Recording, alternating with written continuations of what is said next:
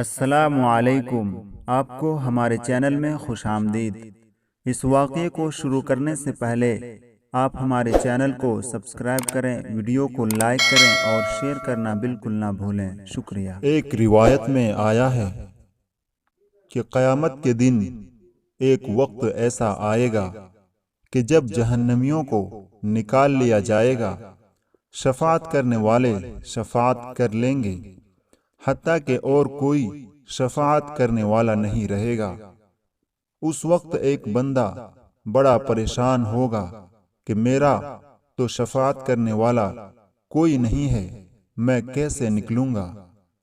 اس وقت اس کی پلکوں کا ایک بال ہوگا، وہ بال اللہ رب العزت سے ہم کلامی کرے گا اور کہے گا، اے پروردگار، پوری زندگی میں یہ بندہ ایک مرتبہ تیری محبت میں اور گناہوں سے نادم ہو کر رویا تھا، اور اس کی آنکھ سے اتنے آنسو نکلے تھے کہ میں تر ہو گیا تھا۔